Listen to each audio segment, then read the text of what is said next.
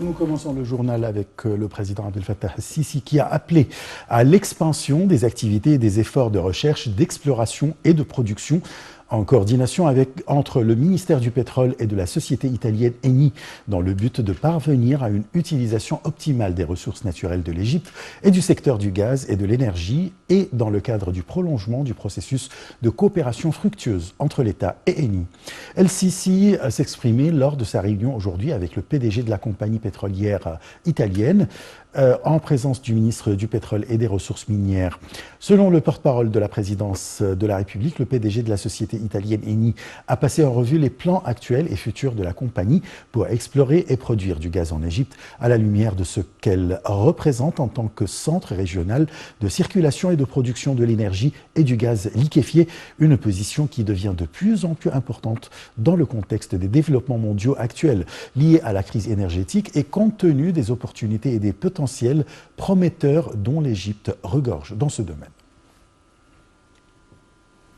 Le président Abdel Fattah el-Sisi examine les projets d'investissement et stratégiques dans la zone économique du canal de Suez. Ceci est survenu lors de la réunion du chef de l'État aujourd'hui avec le Premier ministre Mostafa Madbouli, le ministre du Transport Kamel El-Wazir et le directeur de l'autorité générale de la zone économique du canal de Suez, Walid Semi.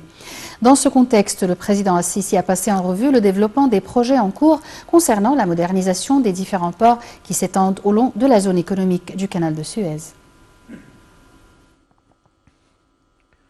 Le Premier ministre Mostafa Madbouli a affirmé que les différentes autorités de l'État continuent à déployer des efforts pour avancer le dossier d'investissement et fournir le climat disponible susceptible d'attirer plus d'investissements pour les différents secteurs dans le but de soutenir l'économie égyptienne. Lors de sa réunion avec le président exécutif de l'Autorité générale d'investissement et des zones libres, Hossam Heba, le Premier ministre a enjoint de tenir une réunion la semaine prochaine à laquelle participe le ministre du Logement, le ministre du Commerce et de l'Industrie et le président exécutif de l'Autorité générale d'investissement et des zones libres pour examiner un certain nombre de dossiers de travail susceptibles de coopérer à renforcer le secteur de l'industrie et à résoudre les problèmes de producteurs.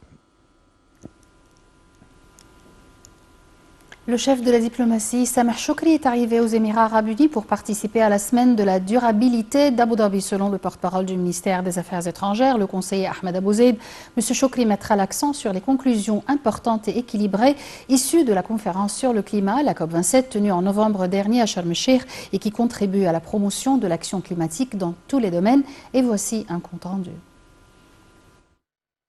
Le ministre des Affaires étrangères sera un des orateurs de la séance prévue ce lundi, abordant les conclusions issues de la COP27 tenue en novembre dernier à Sharm el-Cheikh. Il évoquera les moyens de construire sur ces conclusions dans le cadre des préparatifs de la COP28 prévue fin 2023 aux Émirats arabes unis. Le porte-parole du ministère a aussi indiqué que des entretiens entre les ministres et hauts responsables sont prévus en marge de la présence de M. Choukri à cet événement en vue d'échanger les points de vue sur les questions du changement climatique.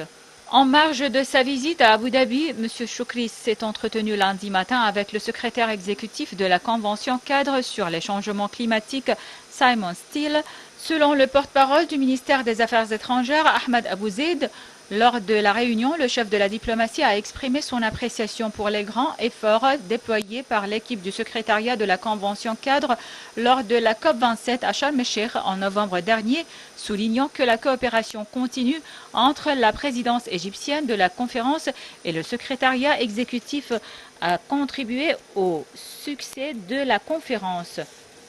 Le secrétaire exécutif de la Convention cadre des Nations Unies a exprimé sa volonté de continuer à travailler avec le président de la conférence pour s'assurer que toutes les recommandations de la conférence de Sharm el-Cheikh sont mises en œuvre.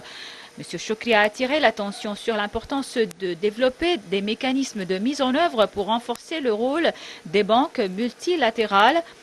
de développement et des institutions financières internationales dans le financement de l'action climatique conformément aux recommandations de la conférence de Sharm el-Cheikh.